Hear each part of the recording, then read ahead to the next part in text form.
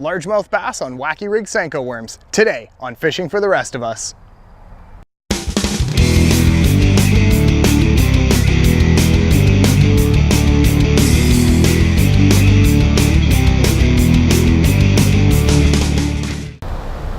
Welcome to Fishing for the Rest of Us. I'm your host Spencer. If you haven't already, be sure to click the button below right now and subscribe to our channel so you can keep up with all the latest video updates here at Fishing for the Rest of Us. So today I'm fishing for largemouth bass. And one of my favorite baits to use for largemouth bass is a Senko worm. They're really easy to use, bass absolutely love them, and they're semi-weedless, which is going to help me out today in this thick slop. So let's get one tied on, pitch it in the water, and try to hook us a bass.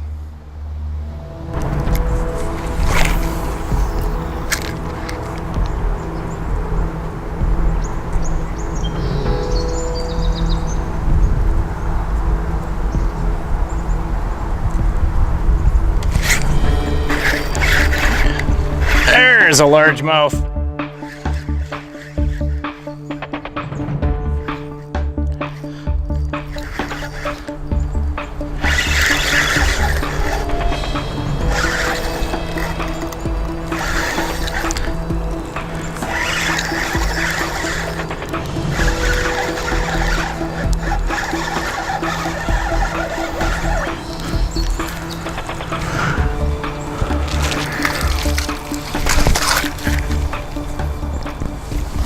He's in there somewhere. There he is. Not a bad largie. Pitched it right in between those weed pockets, and he just hit it while it was fluttering down nice and slow. They love these Senkos. Right on, good fish. Get this guy back in the water. And not me in the water in this slippery mud.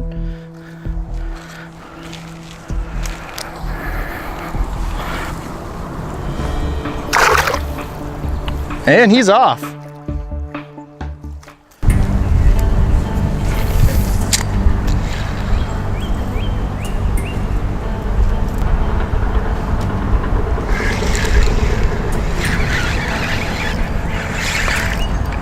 There we go.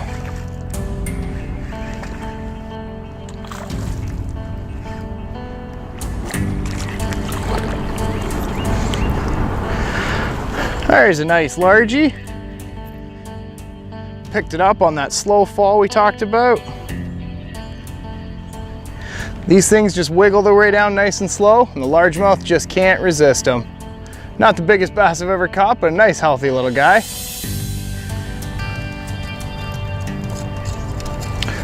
Right on, nice fish.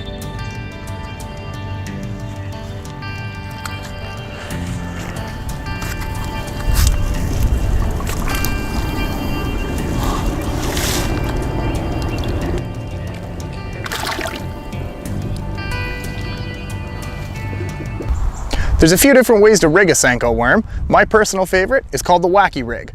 Right now we're going to move it into the workbench, take a closer look at how to tie that. So here we are at the workbench with everything we need to tie our Wacky Rig. Today I'm using 15-pound spider wire camo braid. For the hook I've chosen a Mustad size 4 octopus hook. And for the bait, I've chosen Yum brand 5-inch dinger worms. They call them a dinger worm, but it's basically a Senko style worm. Wacky Rig is a very simple rig to tie. All we're going to do is take our hook and tie a simple polymer knot.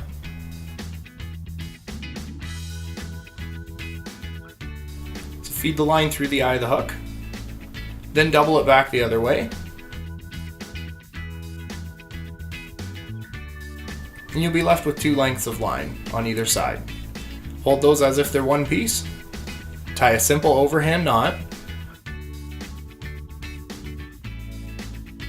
But before you cinch that knot down, drop the hook through that extra slack line. And remember, before you tighten any knot, to always wet the knot to help reduce friction. Then cinch it down. Trim off the tag end, and the hook is ready to go. Now all we need to do is put the bait on. So we take our Senko worm, try to line the hook up about center on the Senko worm. This will give it a nice action as it falls in the water.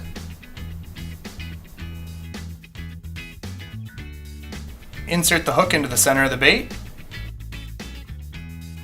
Pierce it through the other side.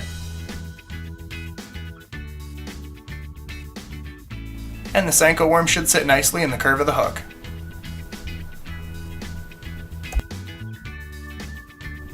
When hooked correctly, the Senko worm will stay parallel on the water and flutter nice and slow on the way down. Usually, that's when we get most of our strikes. The other great thing about a Wacky Rig is when you do get the worm tangled up in the weeds a little bit, a gentle tug or two should bend the bait enough that it'll pop right through on the other side. Check out the links in the description below to get all the gear you need to set up your own Wacky Rig. Now let's get back to the bass fishing.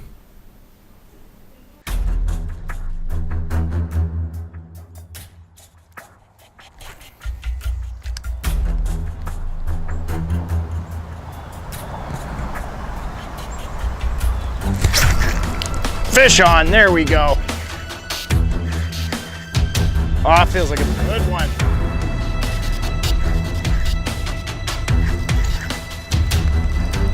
Oh, you got me tangled in the weeds good, this one.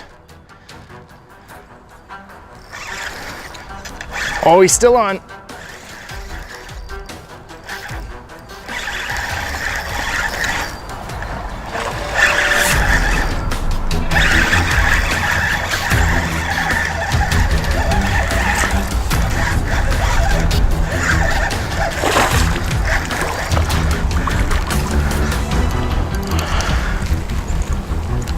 Oh, there we go.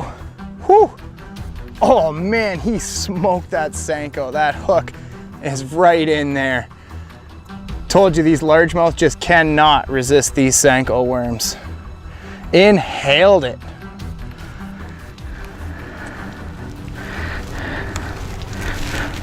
Oh, barely had him hooked. There we go. Nice largemouth, inhaled that Senko worm. Fluttering on the way down the weed bed. It's got this nice little wiggle they just cannot say no to. Good fish.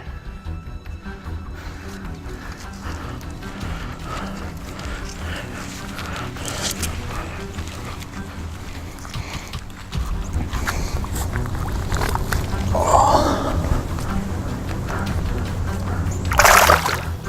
Whew. Nice. So now that you know my favorite way to fish a Senko worm, next time you're out bass fishing, give it a try. You'll be glad you did. Really hope you enjoyed our video today enough to give it a thumbs up. Be sure to leave your comments down below and don't forget to subscribe to our channel so you can keep up with all the latest video updates here at Fishing for the Rest of Us. On behalf of the whole crew, thanks for watching and we'll see you next time.